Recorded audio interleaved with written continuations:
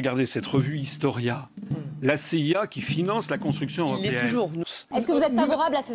Non, je suis totalement défavorable à l'intervention en Syrie, je suis totalement défavorable à l'intervention en Irak, et d'ailleurs qui a créé 1 million de morts. Il faut frapper l'État islamique ou non? Mais qui finance l'État islamique? Qui finance l'État islamique?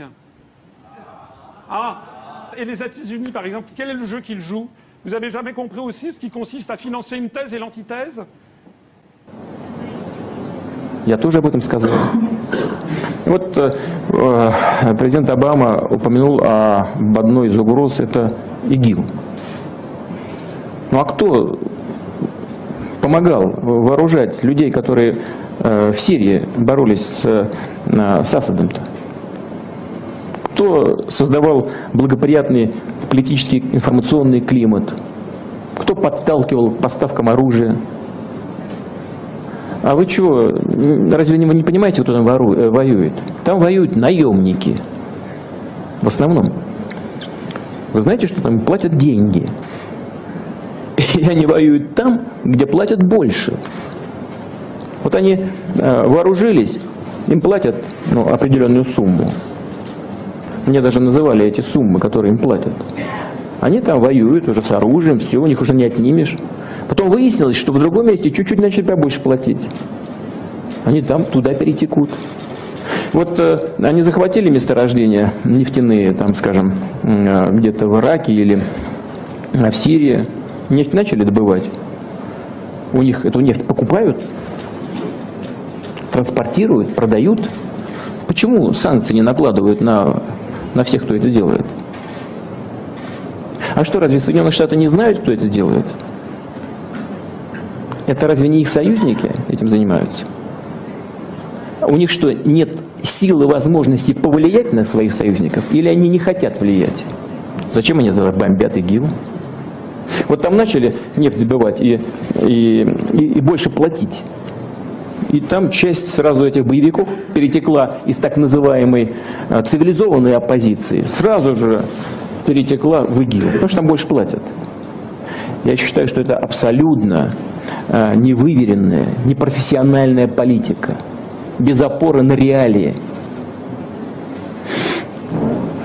Надо поддержать цивилизованную démocratique opposition в Syrie.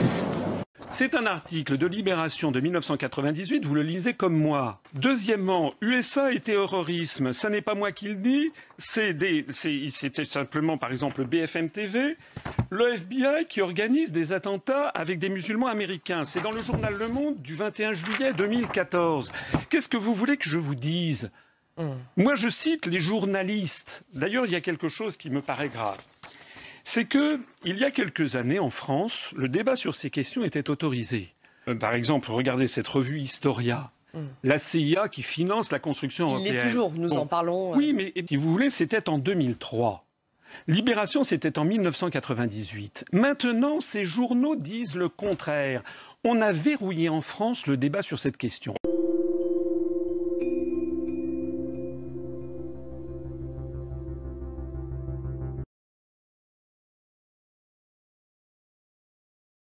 Szabad.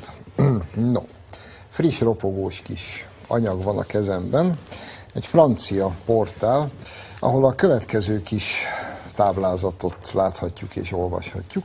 Arról szól a táblázat, hogy a jelenleg még ugye egzisztáló francia kormány hány általa minősített hírportált, vagy a Facebookon különböző csoportokat blokkol.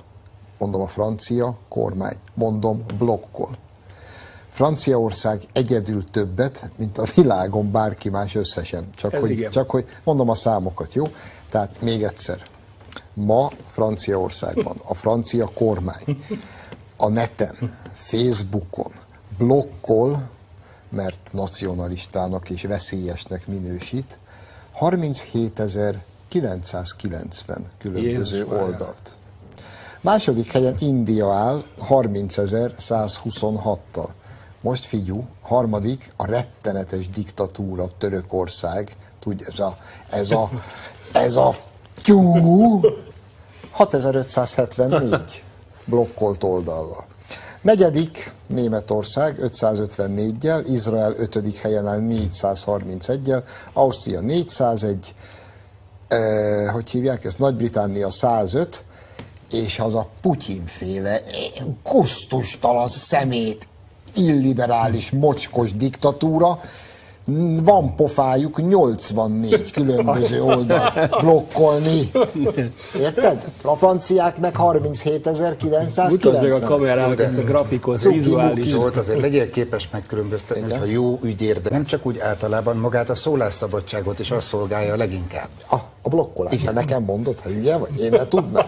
Ez a PC maga. Képzeljétek el, hogy nézhet ki ma Franciaország, hát látjuk egyébként, hogy néz ki, ahol a jó cél érdekében mindjárt egyenest 38 000 internetes oldalt blokkolni kell. Te jóka. Mi? Kerültünk fel a listára Magyarország? Nálunk nem blokkolnak oldalakat. Úristen, ebben a szemét illiberális fasiszta diktatúrában egy darab oldalt nem blokkolnak. Mondjuk hozzá kell tenni, hogy mi ha akarnánk is blokkolni, Zuckerberg úr nem hajtja végre. Nem hajtja végre. Le problème, c'est que la plupart des grands groupes de médias sont des entreprises. Ils ont des comptes à rendre à leurs investisseurs, à leurs actionnaires et à leurs annonceurs. Croire en la liberté de la presse, c'est une illusion. C'est pour cela qu'on a besoin d'un journalisme indépendant. Il nous faut un média qui puisse affronter le pouvoir des grandes sociétés. Un sujet sur la guerre ne peut pas être sponsorisé par un fabricant d'armes. Un reportage sur le changement climatique ne peut pas être diffusé en partenariat avec une compagnie de l'industrie du pétrole. Une émission sur la santé ne peut pas être parrainée par un laboratoire pharmaceutique. Les médias, leur seul souci, c'est de gagner de l'argent. Et ce qui rapporte à l'heure actuelle, c'est d'éviter de parler de vérité sociale. Suivre quelqu'un qui vit des allocations, c'est quoi l'intérêt? Alors que Kim Kardashian qui se ramasse dans une flaque d'eau à Central Park, c'est bon ça. Madame la députée, permettez-moi de vous interrompre un instant. Une dépêche vient de tomber. Justin Bieber vient d'être arrêté à Miami. Il faut savoir ce que trament les gouvernements et faire le tri entre la vérité et la foutaise. C'est ça le plus difficile. Qu'on puisse croire que les gouvernements ne mentent pas me fait doucement rigoler. Vous en connaissez, vous, des gens qui ne mentent jamais, alors qui plus est, des gens qui doivent sauver leur peau et leur place, avec l'obligation de le faire en public par-dessus le marché? Évidemment qu'ils mentent. Quand avons-nous entendu CNN dire pour la dernière fois que le Pentagone mentait? C'est pas dingue ça. On n'a jamais entendu cette phrase depuis que la chaîne existe. Donc selon CNN, le Pentagone n'a jamais menti.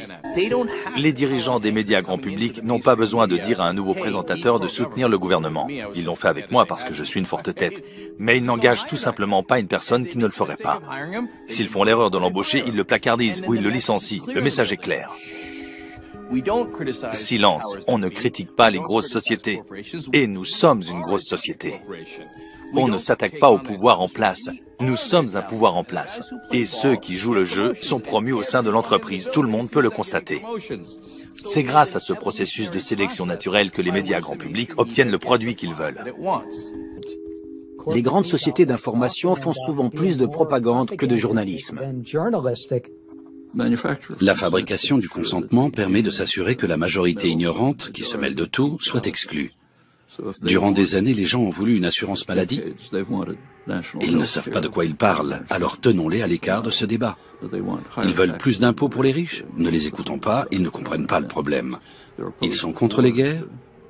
C'est parce qu'ils ne comprennent pas à quel point il est important pour nous de bombarder la Libye ou tout autre pays. Pendant longtemps, on pouvait recourir à la force pour faire taire les gens. Mais au début du XXe siècle, dans des sociétés plus libres comme l'Angleterre et les États-Unis, on a constaté que la seule force ne suffisait plus. Il a donc fallu se résoudre à contrôler les mentalités et les opinions. Ça s'est fait de manière très réfléchie. Si nous n'abordons pas le cœur du problème, à savoir qu'un putsch a eu lieu dans ce pays il y a longtemps, un putsch silencieux qui a donné aux grandes sociétés le pouvoir de désigner les dirigeants de ce pays, alors rien ne changera. Tous les gouvernements mentent. Je peux vous montrer des piles de documents truffés de mensonges. Les documents de notre propre gouvernement sont des tissus de mensonges.